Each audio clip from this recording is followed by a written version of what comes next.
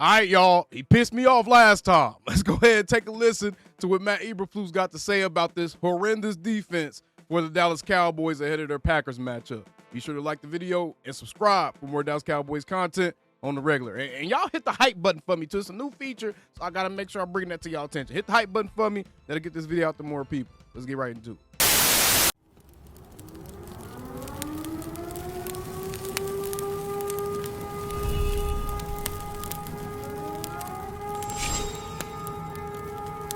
Shut your up. All right, let's take a listen. Okay, in terms of Bland and Clowney, we're working with those guys today. We'll see where they are. They look so good so far this week, but really no promises either way on those guys. We'll see and evaluate for the next couple of days.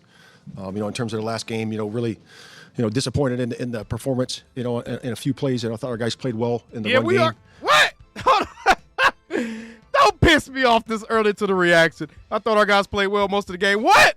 Hell no, bro. All right, let me chill. We too early. But we got to have better discipline with our eyes, in our coverage, and we've worked hard at that during the course of the week, and we'll continue to do that. So again, these guys are 3 games into it, and it's a long season, and we're working hard with the defensive backs, with the pass rush, to get those things going as we go forward.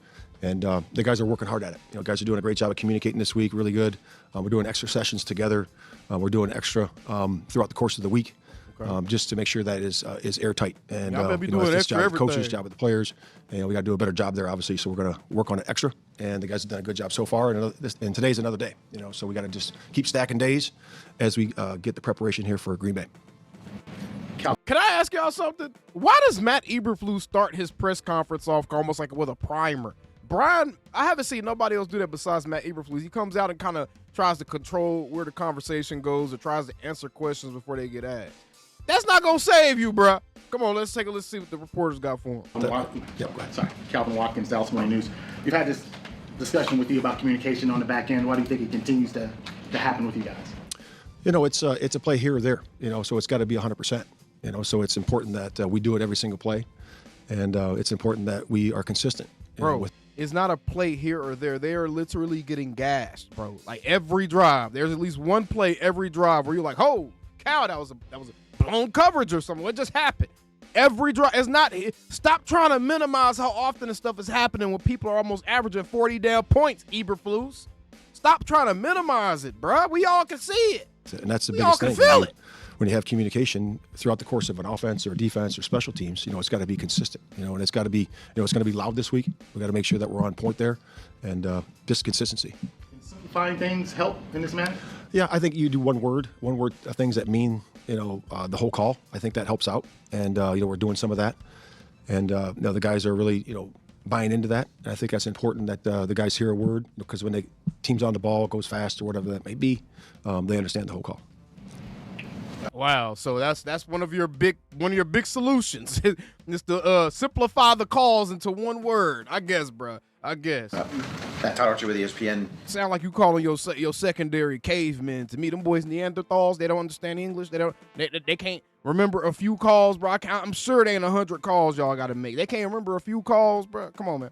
You mentioned guys buying in. How much you believe guys are buying into what they're being taught, what they're being told? I really can only evaluate what's on the practice field. So if you're at yesterday's practice. What about what's on the film? What about what's on the film? On the game? It was one of our better practices of the year, in terms of our execution, the communication, the hustle. It was physical. I ain't gonna lie to you, I could care less about the practices and the coaches talking about how great the practices were, because we were hearing about how great Kyer Elam was and how great certain guys were playing in training camp, and now they out there looking like barbecue chicken. So no. Wednesday pad practice. So that's all I can really do is evaluate that. So it looked good yesterday. And so when it gets to the game, why doesn't it carry over at times? Yeah, I just think it's growth. Growing. Like we said, it's we have played 3 games. These guys are in a new system, and I think it's just growth. It's just a maturation of the defense, and I think the guys are doing a good job with that. Has it been where we want it to be so far? No, it hasn't. Have we been disappointed sometimes? Yeah, we have. But it's important that we just stay consistent, stay in the process, evaluate the performance on the practice field, make the corrections, and then make it better too. As we go forward, like we said. You never really had him, but how much do you think this defense misses Micah? You really can't dwell on the past. You really can't. I know that. Man, how many times y'all gonna do this? And every time y'all ask that goofy ass question, I'm gonna keep giving y'all the same. We were getting blown out by the Bills, by the Saints, by the Ravens, by multiple teams with Micah's black ass on the field too, man. All right, so stop it, bro. Stop it. Talk or chatter out there about that, but to me, it's our eyes are forward. We have guys in the building that we're coaching. Guys are working their tail off, and we got good enough pass rushers. And you know what? I'm gonna be honest. That's a dumbass question for these reporters to keep asking, anyways. Because do y'all really feel like that a currently employed coach is gonna say, "Oh yeah, we really missed that player," especially knowing how everything played out with the organization? Cut it out, bro. Nick Harris, for Star Telegram. Juanyeh Thomas rotated in late in the game. Thought rationale behind that, and if he could get some more snaps. Yeah, I think that was just somebody got dinged up. I think Hook got dinged up for a couple plays, had to come out for a few. Damn! He just shut the Juanyeh thing down immediately. Well, ain't nobody getting benched on defense. I can see that now. And then he was in there. He did a nice job. He made a couple plays in there, but I think that's what it was. With Deron Bland, if he is cleared for Sunday, is it as simple as him slotting right back into that slot nickel spot, or is there some, opportunity for him to be on the outside as well? You want me to give away secrets? Right. And you're wearing green. Okay. No comment. With Mozzie Smith, him getting on field in week 3, what did he do in practice last week? I ain't gonna lie. All right. Eberflus, you got me. You got me on one, bro. I actually like that. That was cool. That was some AOC type stuff right there. You wearing green? Shut your bitch ass up. I'm not answering that question. Okay. Mozzie, he didn't even crack a smile with it either. That was the driest joke ever. Did a nice job. He was solid in there. With Mozzie, he knows that it's about the consistency of doing it every. I'm talking about getting off and attacking the attack front and doing that every single down. And he's working to improve, and he got better. He worked his tail off when he wasn't up for the game, which I commend him for that. He kept his head down and worked. So he earned that spot, and we'll see where it is this week. Jay's doing a good job as well. In the run game and getting off on the ball, and really nice job for a rookie as well. Joe White, Dallas Morning News. When you've had back-to-back weeks like you guys have had, how do you balance kind of staying the course versus saying, "Oh, hey, this is not working. Maybe I got to do some radical changes here"? Just like anything, you look at what you did well, right, and you continue to do that, and you commend the guys for that. Work on the skill, work on the technique, and the same thing with the things that weren't well, that were bad, or under the performance or under the standard. So we got to do a great job with that. What can you improve on? Where are my eyes? Why are my eyes there? Do it in the walkthroughs, do it in the practice, and that'll translate to the game. And that's what our guys have been focused on. Alignment assignment, key technique, every single play, even wired in the walkthrough, and making sure that the coaches are on that and making sure the players are on that too. You guys have had 3 sacks through 3 weeks, none last week. Is it as simple as, hey, you guys need to blitz more?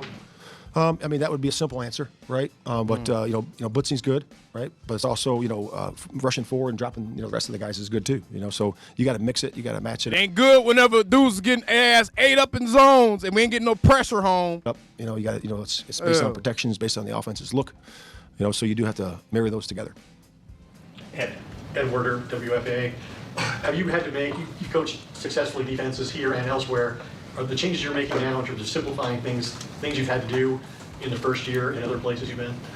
Yeah, you do certainly have to do that. You're always tweaking and moving things around. I think that's important for the players.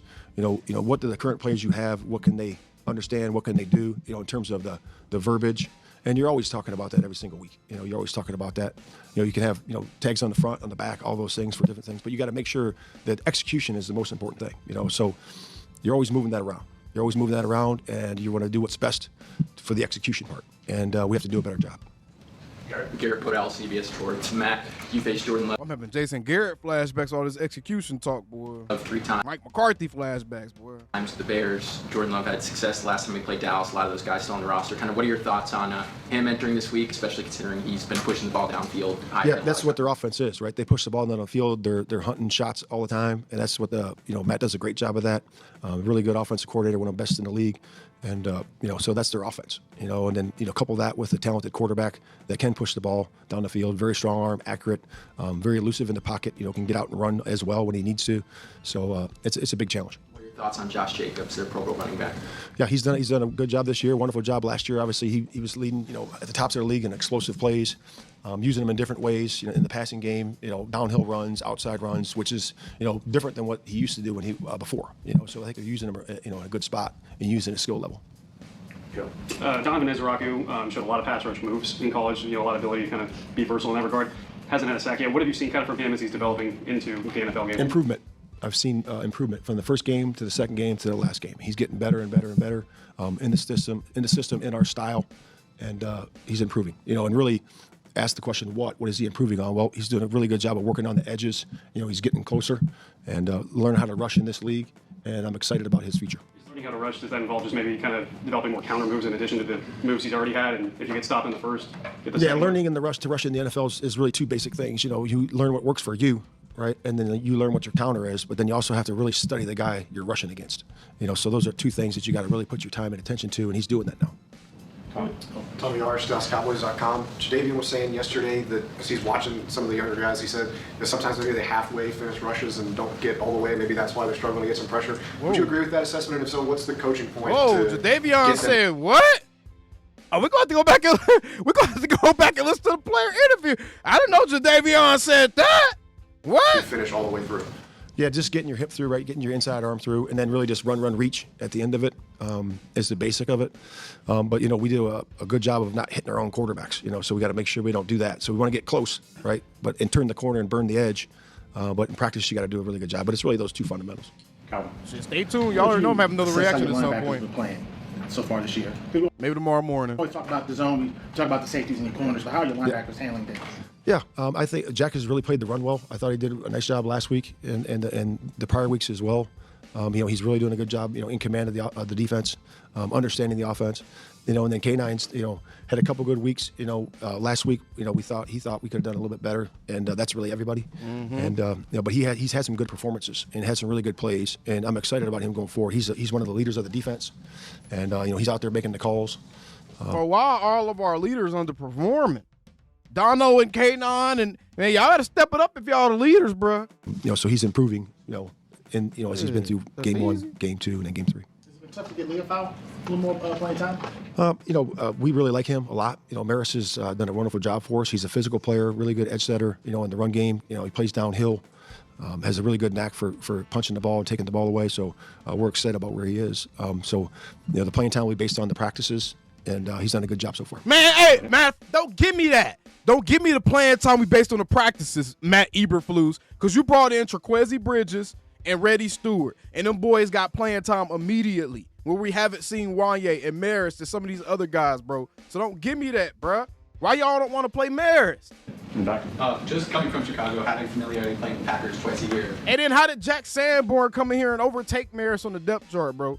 And Maris had more of an impact that we seen last year than Sanborn has had so far. What is that just experience? How do you carry that into Sunday's game? Yeah, just being familiar with the opponent, how the operation is, what it looks like on game day. If you haven't played an opponent or a coordinator, you really don't know what it looks like in terms of them speed on the ball, the pace of it, and you don't know that until you get in there. You can look at the TV copies and call your buddies and all that stuff, but it's more importantly you have experience with it, and they do a good job of running their offense. They've been doing it for quite some time now, and they've been together a long time too. How vastly different is their scheme from being home versus away that you've noticed? Not much. It's not much different. It's really the same. There's not much difference there. Nick. There's a lot of things that defensive tackles do that don't show up in the stat sheet. There's a lot of things that defensive tackles do that don't show up in the stat sheet. Osadigizua, how has he been able to do that for you guys? He's been improving. He's one of those guys that has been improving as well. I think Kenny in there is doing a heck of a job in the middle of our defense. We got to continue to play well. Those guys. He's been improving, execution, improving. They've played well. We about to get put 40 on us, boy. The Packers about to put 40 up on our heads, bro. I have no faith in Matt Eberflus. I ain't gonna lie to y'all. They've played well in there, including Mozzie, and then Solomon Thomas. Obviously, he's done a really good job, and he understands the attack front. He's played in it for quite some time, and he's really doing a nice job of playing the run, getting off on the football, creating a new line of scrimmage, and those guys in the middle have done a nice job. Man, I ain't gonna lie to y'all.